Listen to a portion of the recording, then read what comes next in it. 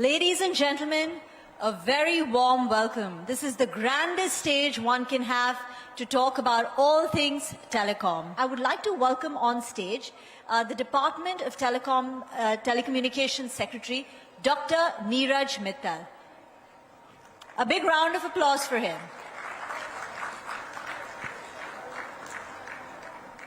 He's an IAS officer, but you know what's even more impressive? His educational qualification. From IIT Kanpur, he's also a PhD.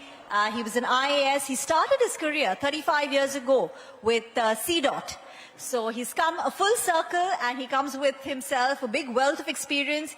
He joined as a DOT secretary about a month back, and we're really looking forward to all the developments under him. Thank you very much, sir, for joining. How was the day, Dr. Mittal? It's been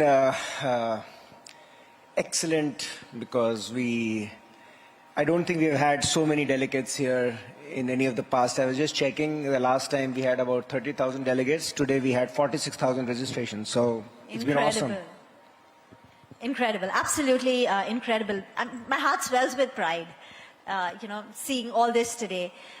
You've just taken over as a DOT secretary about a month back.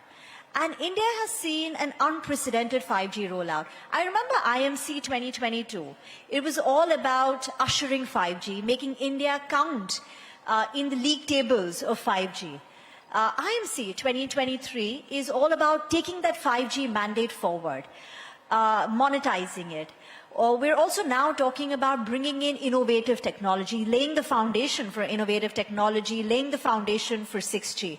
But you know, sir, as things stand today, this unprecedented 5G rollout has been led by only two companies.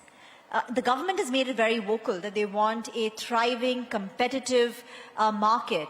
But the truth of the situation right now is that we've got two players who have run away with 5G layout. One player is yet to start its 5G rollout, and then you've got a PSU company which is now starting its 4G rollout.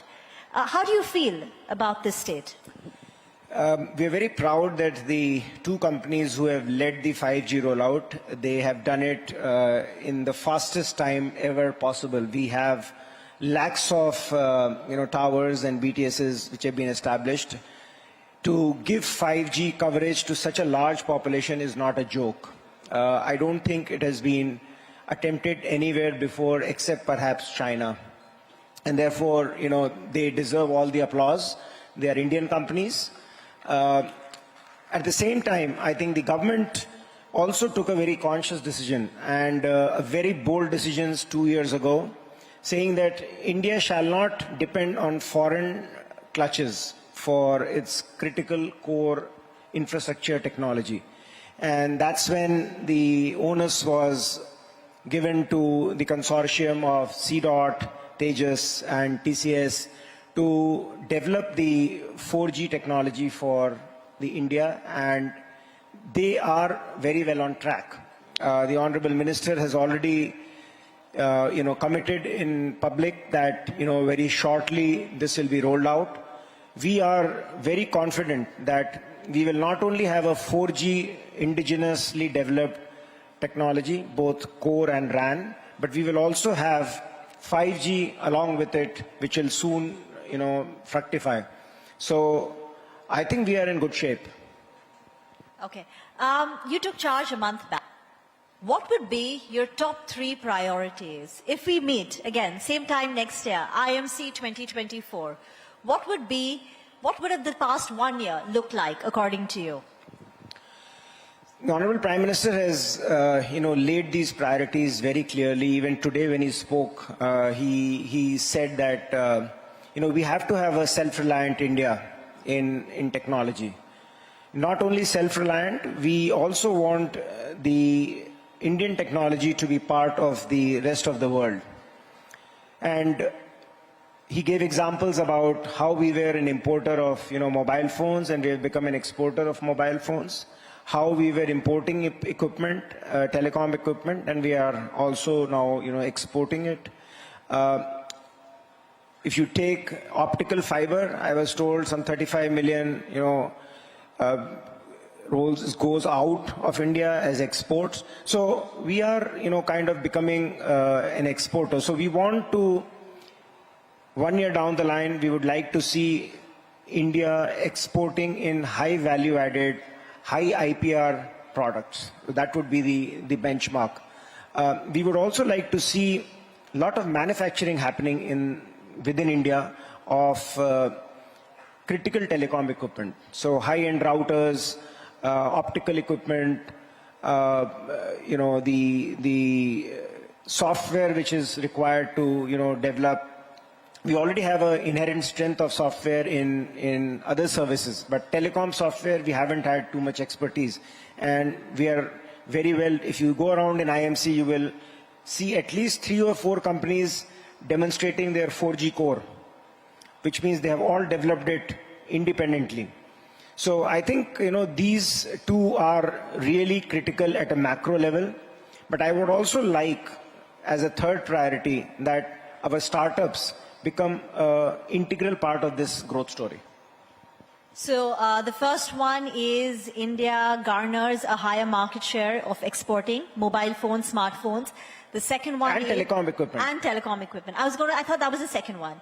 No. So what I said was, export all these, manufacture these Manufacture critical telecom infrastructure. And the third is to have startups becoming a critical part of this growth story.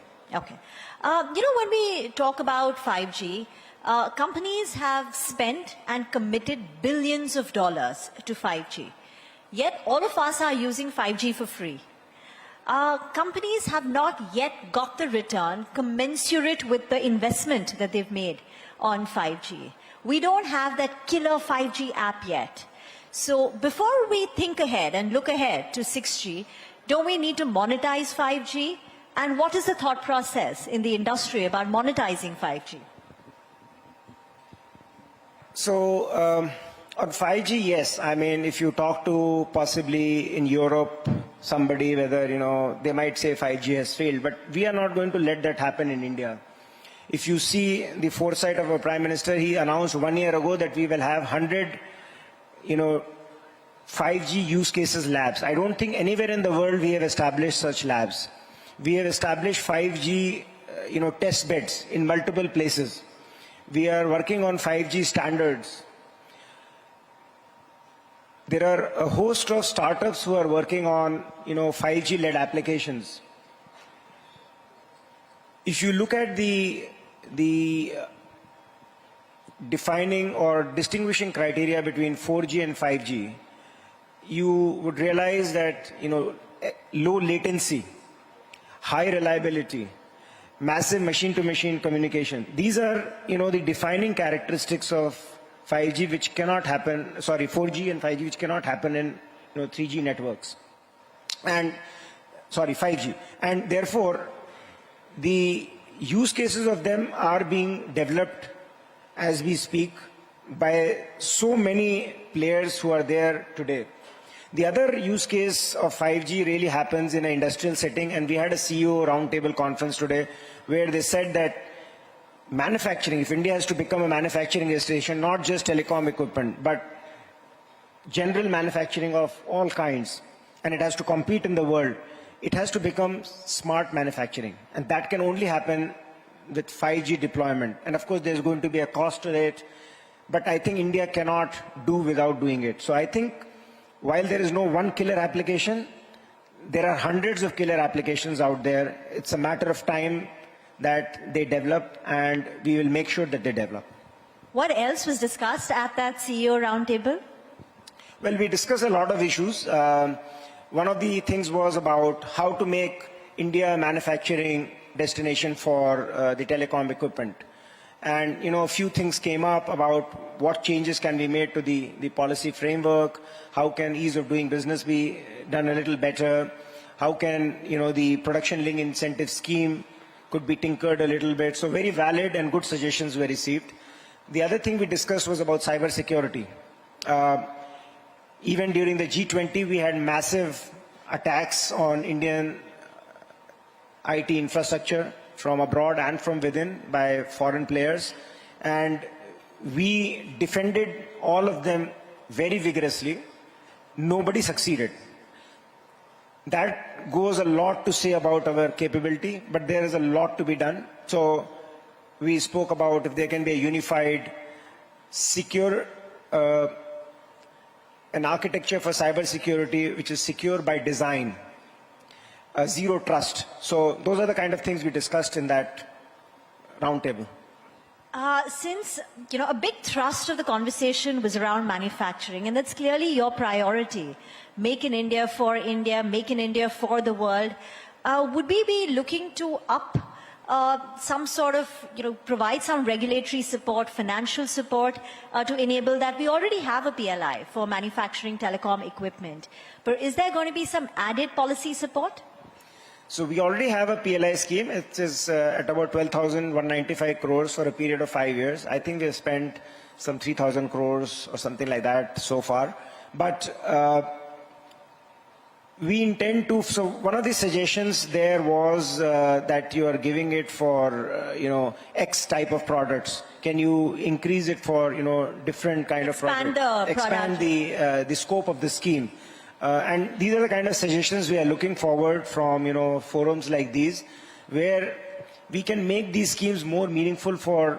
Another suggestion was that, when you give a PLI, many new players are coming to use this scheme, and their scale is small.